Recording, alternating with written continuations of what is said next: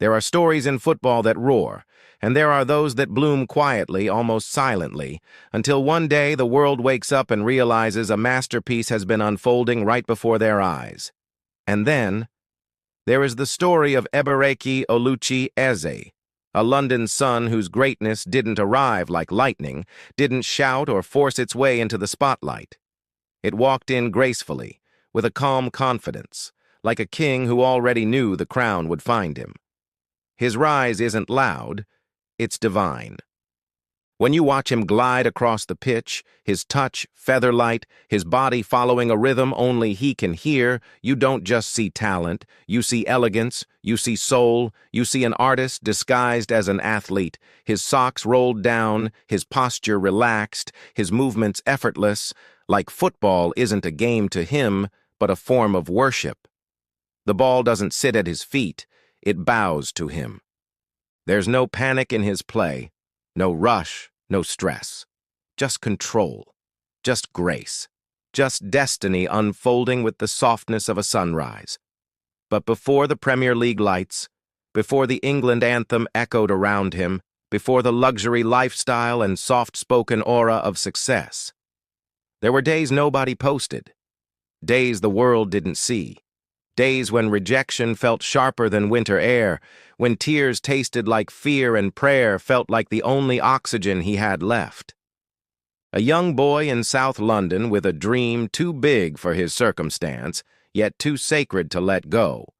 South London, home of cage ballers, concrete legends, future icons built in silence, streets where football isn't a pastime, it's survival, pitches fenced in metal, where dreams bounce against steel and fight harder to break free. It's where toughness isn't taught, it's absorbed. It's where swagger is currency, talent is language, and you learn quickly that nobody is coming to save you. You earn everything: respect, pride, opportunity. And amid those cages was a boy who moved differently, smaller than some, slimmer than many. But there was something in his feet, something in his stance, something in his eyes that even the streets didn't see often. It wasn't just hunger. It was calling. His family prayed. Nigerian roots, Christian foundation, a household where faith was not a routine. It was identity, where meals came with gratitude, where success was never assumed but believed for, spoken into existence by parents who carried hope like armor.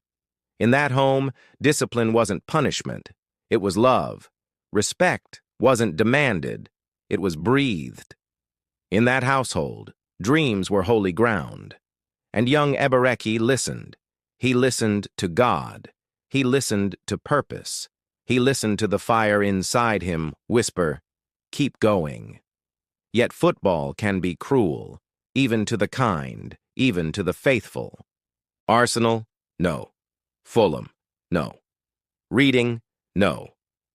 Millwall gave him a debut, then shut the door. One rejection after another. Imagine being a boy with a gift, and every room telling you there's no space for you. Imagine telling your parents, eyes heavy, voice quiet, trying to hide disappointment because you've been raised to be strong. Imagine sitting on your bed at night staring at boots that suddenly feel heavier, wondering if maybe they're right. Maybe you're not who you thought you were. Most would quit. Most would settle. Many did. Football is full of ghosts of almost made-it dreams, stories that died in silence. But there are some spirits too strong to break, some destinies too stubborn to be denied. And even when doubt tried to whisper louder than faith, refused to surrender. When he couldn't see a door, he built one. When clubs turned away, he turned inward, into prayer, into trust, into work. Then came QPR. Not a glamorous move, not a headline moment, but a rebirth, a new canvas, a fresh breath. And here, something shifted. The streets boy became a professional. The swagger remained, but it learned patience. The dribbles stayed, but they gained purpose. He didn't try to impress. He chose to evolve. Hours in the gym, sessions in the dark, touches repeated until the ball felt like skin. He didn't just train, He crafted. This was no longer hope. This was armor. At QPR, he danced. He didn't run. He floated. Defenders reached, the ball disappeared, crowds gasped. And slowly, London whispered his name again, this time with respect. Crystal Palace heard the whisper and paid attention, and when their call came, he didn't walk through the door. He glided, as if the moment had been waiting for him all along. Selhurst Park, loud, raw, passionate, a stadium that loves fighters, worships dribblers, respects authenticity. And it took only minutes for fans to realize what they had. Not just talent, artistry, not just skill, serenity. He became the calm in chaos, the elegance in battle.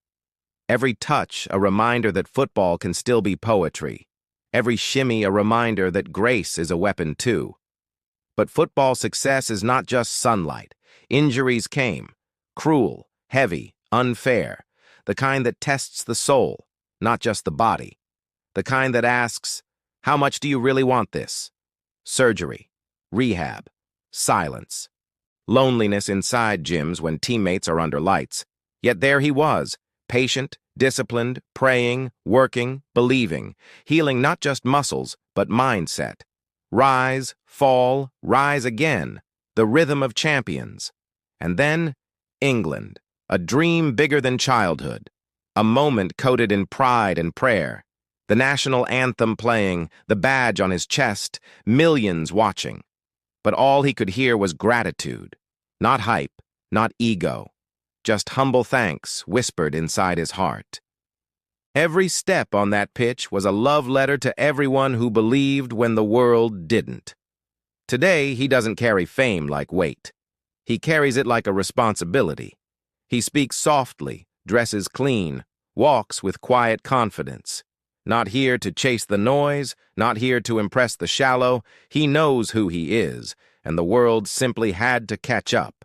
His luxury is not loud. It's curated, polished, understated excellence. A Mercedes G-Wagon gliding through London streets. Tailored coats that fall smoothly like his movements on grass. Watches that don't shout, they whisper legacy. Penthouse living not for show, but for peace. Candles, warm light, soft music, a space where ambition rests and faith breathes. He loves deeply and privately. No scandal, no noise, no temporary attention, real loyalty, real partnership, a future being built, not flaunted. He doesn't need the world to validate what God already ordained. He meditates. He journals. He trains like a monk disguised as a footballer. Self-care not as trend, but as duty. Hydration, recovery, nutrition, stretching, discipline. The kind of habits you see in athletes who last. Because Eberechi is not here for a moment. He's here for an era. And yet, even with everything he has achieved, you feel it. He is still becoming, still rising, still sharpening, still holding something sacred inside him waiting to bloom. Because for all the highlight reels and applause, the world has still only seen the introduction. When destiny writes your story, the chapters don't fit into seasons, they stretch into legacies. He is calm, but not complacent, humble, but not hidden, blessed, but not boastful. And as the night sky settles over London, somewhere in a quiet room, Eberechi Eze is stretching, praying, breathing, preparing. Not because the world demands it, but because greatness is a vow he made long ago, when nobody was watching, when all he had was faith and a ball. This is not just football. This is purpose in motion. This is a man God lifted from forgotten corners into global grace. And he didn't do it by shouting his worth. He proved it in silence. His rise is slow by worldly standards, but perfect by divine timing. Because some stars explode, others, they glow into galaxies. And ease, he is the latter. The world thinks success begins when cameras arrive. But for Eberechi Eze, success began long before stadium lights learned his name. It began in silence, in prayer, moments before dawn, in sweat that nobody applauded, in whispers to God when doubt tried to suffocate faith. To truly understand his life now, the elegance, the calmness, the luxury, the quiet power, you must understand what forged it. Because nothing about him is accidental. Every step is intention. Every breath is gratitude, and every success is a response to years of being overlooked, underestimated, and misunderstood. When he walks today, it isn't just movement. It's poetry born from pain, style shaped by storms, grace sharpened through adversity. And now, as the football world watches him rise, you can feel it. He is entering a new chapter. Not rushed, not chaotic, a measured elevation, a destiny unfolding with rhythm instead of roar. He is a star who doesn't chase the spotlight. The spotlight adjusts itself to his glow. England has had power. It has had fire, grit, and speed. But rarely has it had elegance that feels spiritual. When Eze steps onto the pitch in white, there's this aura, a softness, a quiet danger. He doesn't thrash the game. He caresses it. He doesn't panic. He persuades time to slow. Every touch looks like a painter finding space on a blank canvas. Every glide looks like water escaping a closed fist. Commentators don't yell during his play. They pause, searching for words big enough. He isn't aggressive in personality, yet defenders fear him. Because how do you defend against someone who plays like he came from somewhere deeper? Someone who looks like football isn't an occupation, but an inheritance. The England shirt isn't pressure. It's confirmation. A silent nod from God saying, "I told you the story wasn't finished." And in those moments, as the anthem plays, his eyes close gently, not overwhelmed but anchored, because he knows whose hand wrote this chapter, and he knows every trial prepared him. When footballers make it, many rush to noise, fast cars, clubs, chaos. But Eze, he chose serenity. Imagine him in London on a calm weekend, the city buzzing outside, but his world still. Fresh flowers in his apartment, sunlight slipping through tall windows, soft worship music filling the space like incense. A cup of herbal tea, his journal open, a scripture verse highlighted, breath steady, spirit aligned, no cameras, no entourage, just quiet excellence preparing for the next chapter. His wardrobe, a masterclass in understated luxury, soft textures, neutral tones, tailored jackets that fall like they were sewn onto him, fine knitwear hugging his frame, minimal jewelry, reserved elegance, watches that don't shine but carry legacy. He dresses like a man who knows wealth but refuses to let it change his core. He looks like someone who has walked through storms and learned the value of stillness. And his cars, not for noise, but presence. The black G-Wagon, sleek, unbothered, private. A performance coupe tucked in the garage, silent power waiting to be unleashed. Smooth interiors, subtle leather, modern luxury without flamboyance. This isn't a life-chasing approval. It's a life curated around peace. Many players train hard. Eze trains intentionally. He eats clean, not as punishment, but as praise. Lean proteins, slow-burn carbs, plant-rich plates. Smoothies blended with discipline. Spinach, berries, seeds, alkaline water. Late-night cravings answered not with fried comfort, but herbal teas and calmness. Recovery rituals are sacred. Ice baths, stretching, deep tissue therapy. He doesn't treat his body like a tool. He treats it like a gift. He wakes early, not because he has to, but because purpose won't let him sleep late. Morning stretches, controlled breathing, scripture reading, gratitude lists. This is not routine. It is identity.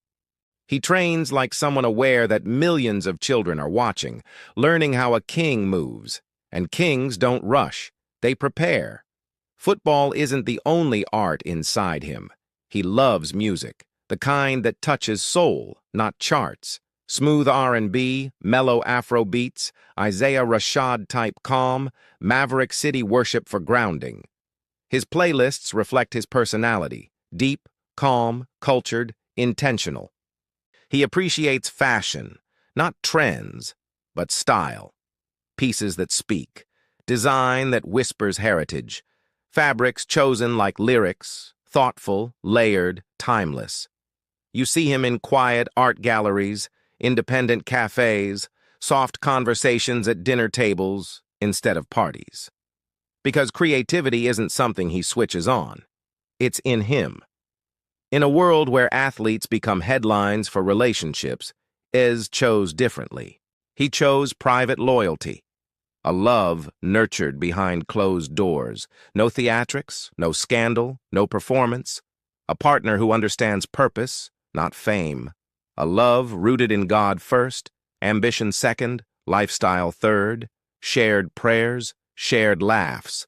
Plans whispered on balconies at night, not broadcast online.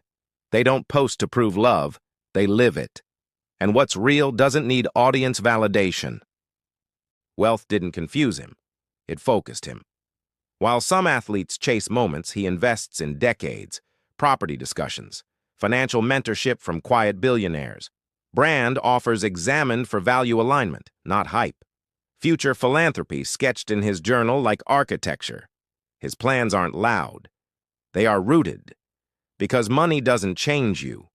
It reveals what you prioritized before you had it. Eze's wealth is not just pounds, it is peace, it is self-control, it is legacy thinking. Some athletes give to be seen, some give because they know what struggle feels like. Eze chooses the second. Charity appearances without press, quiet donations to youth academies, mentorship sessions that don't make headlines, a heart that remembers where he came from and refuses to leave anyone behind. He doesn't announce impact, he lives it. And yet, even with all this elegance and grounding, there's something brewing beneath him. A hunger, a fire, a storm wrapped in silk. Call it ambition, call it purpose, call it God's timing sharpening destiny. But everyone can feel it. His peak is still coming. Champions League football is calling. Bigger stages are waiting. Brand deals with meaning, not noise, are aligning. Documentary filmmakers preparing their scripts. A future captain's aura growing in quiet silence. He is not chasing superstardom. He is evolving into inevitability. He is the baller who survived rejection and turned faith into fuel. The gentleman whose manners are as sharp as his stepovers. The king learning how to wear his crown without losing humility. He is the future of elegant football, the embodiment of grace under lights, the proof that God elevates on his schedule, not man's timeline. And in the quiet hours of the night when London sleeps, there he is, stretching, breathing, reflecting, preparing, not for attention, but for destiny. The world hasn't seen his final form. Not yet. But soon, the whispers will turn into awe. The doubters will turn into believers. The street's boy will turn into global royalty, and he will do it the same way he always has. Soft voice, sharp mind, sacred discipline. A gentleman rising, a king awakening, a prophecy unfolding. Every great legacy has a moment. A turning point where ambition meets opportunity, where preparation collides with destiny, where the world suddenly realizes it is witnessing not just a player, but a generational spirit. For some, that moment arrives with fireworks, for others, with headlines. But for Eberechi Eze, it is arriving the same way he always has. Quietly, beautifully, gracefully. Like the soft arrival of dawn that somehow outshines the brightest lights without ever needing to shout. Look into his eyes before kickoff. There is a stillness there, the kind only found in men who survived battles no camera recorded, battles against rejection, battles against doubt, battles against fear and injury and uncertainty. Many fell on that road. Many disappeared before the world ever saw what they could have been. But Eze, he stayed. He believed. He fought, not with noise, but with faith, discipline, and patience. That is why when he stands in the tunnel today, he doesn't just stand as a footballer. He stands as a man who earned every second of this life. He breathes calmly while others feel the stadium pressure. He adjusts his tape, whispers a quiet prayer, rolls his socks down in that trademark ease, like everything is under control, like the world is moving at his tempo. The stadium roars, but around him is silence, focus, presence. You can't teach that. That comes from knowing you survive things louder than crowds. The whistle blows, and suddenly football transforms. The grass becomes canvas. Time becomes elastic. The ball becomes paint, and Eze becomes poetry. He receives under pressure, glides out like the moment was rehearsed with angels. He shifts weight, hips loose, head up, eyes scanning, an artist searching for the perfect stroke. Every touch feels intentional. Every movement feels divine. He doesn't force brilliance, he breathes it. Defenders panic. He stays calm. They rush, he flows. They fight, he dances. There is an elegance to his violence, a quiet ruthlessness, the kind where humiliation comes wrapped in beauty. A feint here, a body swerve there, a burst through a gap that didn't exist until he decided to create it. Fans rise, commentators pause, opponents sigh. It feels inevitable, like destiny wearing boots. But the magic is only half the story. What makes Eze extraordinary isn't only how he plays, it is how he carries success. Fame never swallowed him, money never distorted him, praise never changed him. He walks through luxury like a man who remembers where he came from. He speaks with humility like someone who once prayed for the life he now lives. And he treats the game not like entitlement, but like blessing. Picture him leaving training in the evening, the sun setting behind the London skyline, turning the world gold. He walks to his car slowly, headphones on, hood up, lost in thought. Not rushing to be seen, not craving attention. Perhaps he's listening to quiet gospel, maybe a lo-fi beat, maybe a voice note from a loved one praying for him. He sits behind the wheel of his G-Wagon, engine humming softly. He doesn't roar out. He glides away like a man drifting through purpose. Sometimes he stops by a restaurant, not a loud celebrity spot, but a calm, tucked-away place where food nourishes instead of impresses. Salmon, greens, clean carbs, herbal tea. A quiet booth, a peaceful corner, a life curated around longevity, not chaos. Success, yes, but success built for tomorrow, not just today. Back home, evening ritual begins. Dim lights, soft music, scented candles. Not the energy of a footballer burning to party, but a king resetting his crown. He stretches, foam rolls, massages tight areas. He journals. He prays. Maybe he sends a message to family back home, reminding them that none of this means anything without God. His phone is not his master. His purpose is. Sleep routine in place, screen off, curtains pulled, breathing exercises, calm, sacred rest. Because tomorrow, the dream continues, and he refuses to arrive unprepared. Ask most footballers what drives them, and you'll hear success, trophies, money, fame. Ask Eze, and you'll feel something deeper, gratitude, redemption, mission. He doesn't just want to win games, he wants to inspire souls. To show kids from South London cages that faith is stronger than fear. That rejection is not prophecy, it is refinement. He is building something, not just a career, a legacy. You can sense it in the way he shakes hands with humility, in the way he thanks staff by name, in the way young players look at him not with envy, but admiration. He isn't trying to be inaccessible. He isn't trying to be a celebrity caricature. He is trying to be human, the best, most grounded version of himself. Pictures leak sometimes. Him in worship settings, eyes closed, hands lifted. Him with children at community pitches, running drills, laughing, giving quietly. Him walking through London markets in casual fits, blending in, smiling softly. Him traveling, not to flex, but to breathe. Quiet beaches, cultural trips, nature, peace over pretense. This world glorifies loud victories. But Eberechi Eze reminds us there is beauty in quiet triumph, majesty in humility, strength in calmness. His story is proof that you don't need to scream to be heard. Sometimes the world leans in for those who speak softly with conviction, and as the future unfolds, you can feel it. The mega clubs are circling. Continental nights are calling. England is realizing that silk can be as deadly as steel. Brands will want him. Documentaries will chase him. Kids will copy the socks-down swagger. But through it all, he will remain him, anchored, grateful, refined by faith. Someday, when all of this is written in books and spoken about in documentaries, they will ask, how did he do it?